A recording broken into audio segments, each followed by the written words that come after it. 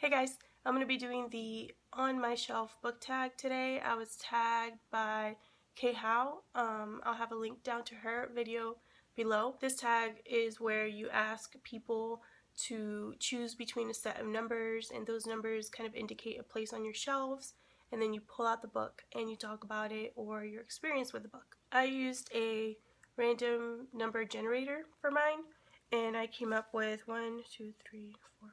6 books to talk about. Some of these I've talked about before or you've seen on my channel, and others you haven't. So I think that's really interesting because this gives us a chance to talk about books on our channel that we just haven't had a chance to talk about yet. The first book that I have here is Ender's Game by Orson Scott Card. And I read this years ago. I would say maybe 4 or 5 years ago. And when I read it, I absolutely loved it.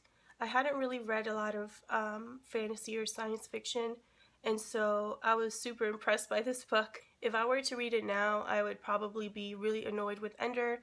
He's kind of a Mary Sue and just does no wrong, and those kind of characters bore me now. So at the time I really enjoyed it, and I might reread it, I might not. I was going to reread it in time to watch the movie version, but I never did. So I don't know, maybe in the future I'll pick this up again, but I might not, just because I already know how Ender is, and like I said, he would really annoy me. The next book that I have here is Kitchen Confidential by Anthony Bourdain. This is his memoir from his early years as a chef, and I picked this up because it was at my local Goodwill, and I am really obsessed with the show Top Chef on Bravo, which is like a competition for chefs, and he was one of the judges there, and he really intrigued me. And then I watched his TV series on the Travel Channel. I think I forget the name of it now. If I'll try to put it like on the screen somewhere like that, but in that show he basically visits a bunch of countries and looks at the culture and the food, and it really feels like a travel essay every episode, and I just really enjoyed his I don't know, the way that he tackles food and culture and how he talks about his experiences. So I picked up his memoir, but I have yet to read it. I have no idea why I haven't yet. Apparently it's won like awards and has a bunch of cool blurbs, but I haven't picked it up. I don't know why. I might in the future because, you know, I bought it and it's just sitting on my shelves and I kind of hate that. So I might pick this up sometime by the end of the year maybe.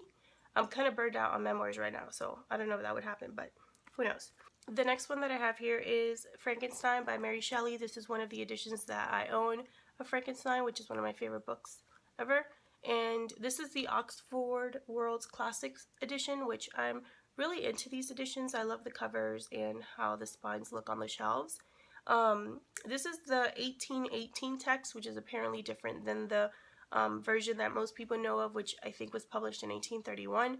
And I've never read this version of it, so I was really interested in reading it.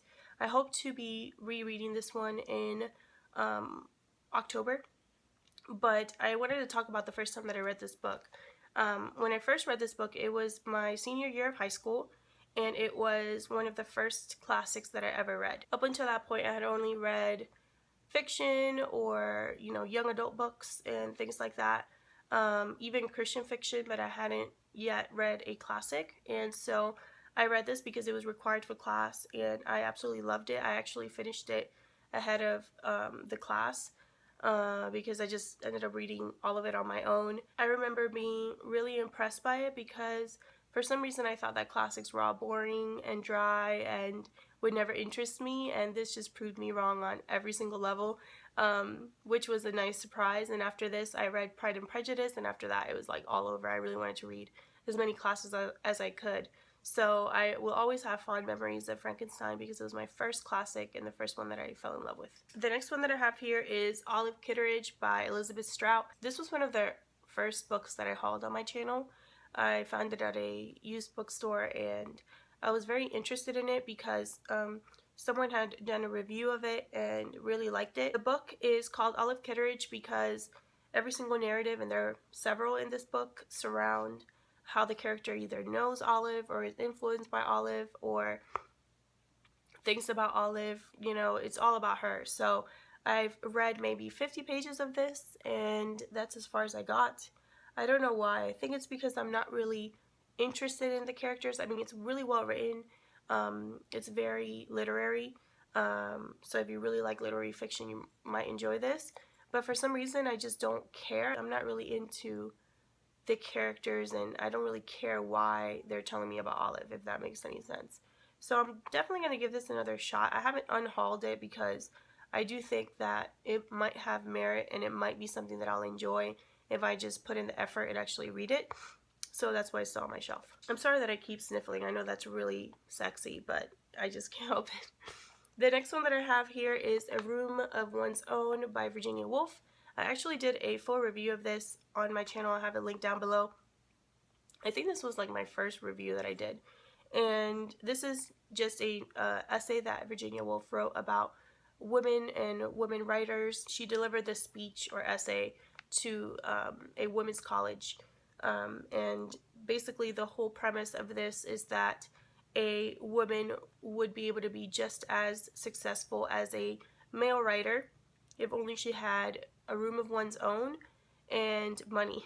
And because women at the time didn't have time, money, or a room of their own, that's why you saw so many male writers be successful and so many female writers have to give up a lot. During this time, women were only expected to care for the house and for their children, and didn't have an education or weren't expected to be educated, and definitely didn't have their own money because their money all belonged to their husband, and they would be lucky if their husband would give them extra money to do certain things and have hobbies. So back then, women didn't really have the time or the resources to follow their dreams and be something other than a housewife. Virginia Woolf was such a gutsy, brave person. I really respect her as a writer and just as a woman, and for her to be so passionate about women's rights and, you know, women's ability to make something of themselves other than what has been kind of predestined for them is really admirable. And so I highly recommend that everybody read this.